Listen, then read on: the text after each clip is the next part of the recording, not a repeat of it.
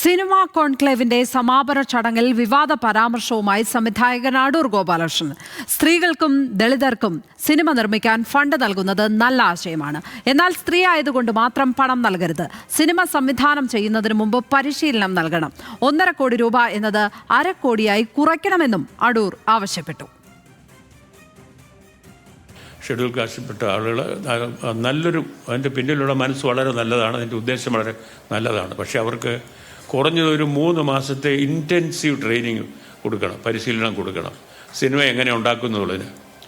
അപ്പോൾ ഒരാൾ സിനിമയായിട്ട് ഒരു താല്പര്യമായിട്ട് വരുന്നു അപ്പോൾ അയാളെ വെറുതെ പോയി സിനിമ എടുത്തു എന്ന് പറഞ്ഞുകൂടെ അയാളെ ഒരു രീതിയിലുള്ള പ്രോത്സാഹനമല്ലത്. നിർബന്ധമായിട്ട് അവർ ട്രെയിനിങ് കൊടുക്കണം. ഈ 1.5 കോടി കുറച്ചിട്ട് 50 ലക്ഷം ആക്കി 3 പേർക്ക് കൊടുക്കുക. ഇത് കൊമേഴ്ഷ്യൽ ഫിലിം എടുക്കാനുള്ള കാശല്ല, കൃത്യമായിട്ട് നല്ല സിനിമ എടുക്കാനുള്ള മുടക്കലാകാവും. വളരെ നിർബന്ധമാണ്. സൂപ്പർ സ്റ്റാറിനെ വെച്ച് പണമെടുക്കാനുള്ള പണമല്ല നമ്മൾ ഗവൺമെൻറ് കൊടുക്കേണ്ടത്. ഒരിക്കലും ഗവൺമെൻറ് ചുമതലയല്ലത്. അടൂർ ഗോപാലകൃഷ്ണന് മറുപടിയുമായി മന്ത്രി സജി ചെറിയാൻ രംഗത്തെത്തി. പുതുമുഖങ്ങൾക്ക് 1.5 കോടി നൽകുന്നത് നഷ്ടമായി സർക്കാർ കാണുന്നില്ല എന്ന് മന്ത്രി പറഞ്ഞു.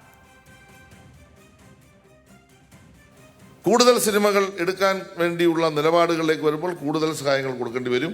അതൊരിക്കലും ഒരു നഷ്ടമായി ഞാൻ കാണുന്നില്ല. അത് കൊടുത്താൽ സിനിമ മേഖല ശാക്തീകരിക്കപ്പെടും. അതിൻ്റെ ഭാഗമായി മറുഭാഗത്തൂടെ നമ്മുടെ ധനകാര്യ മേഖലയിലേക്ക് വലിയ തരത്തിലുള്ള സമ്പത്ത് ഒഴുകി വരും എന്ന കാര്യത്തിലൊരു സംശയവുമില്ല. ആ കാര്യം പോളിസിയുടെ ഭാഗമായി തന്നെ ഉൾപ്പെടുത്തണം എന്ന് തന്നെയാണ് ഗവൺമെൻറ്റിൻ്റെ പൊതുവായിട്ടുള്ള നിഗമനം, അഭിപ്രായം.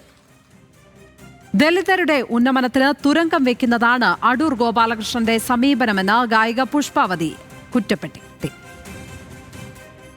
ഒരു രാജ്യത്തിൻ്റെ വിഭവങ്ങൾ ഒരു സാംസ്കാരിക മേഖലയിൽ ഒരു സർക്കാർ ഒരു സ്റ്റേറ്റിൻ്റെ വിഭവം വിതരണം ചെയ്യുന്നിടത്ത് കാണിക്കുന്ന ഒരു ജനാധിപത്യ മര്യാദയുണ്ട്. ആ മര്യാദയിൽ കൂടിയാണ് ഈ SC/ST വിഭാഗങ്ങൾക്ക് സാമ്പത്തിക സഹായം ചെയ്യുക എന്നുള്ളത് സർക്കാർ ഏർപ്പെടുത്തിയിട്ടുള്ള ഒരു കാര്യമാണ്. ആരൊക്കെയോ അടൂർ ഗോപാലകൃഷ്ണൻ പറഞ്ഞു കഴിഞ്ഞപ്പോൾ ആരൊക്കെയോ കൈയടിച്ചു. എനിക്കത് കണ്ടപ്പോൾ വളരെ അത്ഭുതം തോന്നി. ട്രെയിനിങ് ആവശ്യമുള്ള ആളുകൾക്ക് കൊടുക്കുക, അത് ഇവർക്ക് പ്രത്യേകമായിട്ട് പിന്നെ ട്രെയിനിങ് കൊടുക്കണം, അവർക്ക് അത്ര പൈസ കൊടുക്കണ്ട എന്നൊക്കെ പറയുന്നത് വേറൊരു തരം ചിന്തയെന്നാണ്. അതിനെയാണ് ഞാൻ എതിർത്തത്.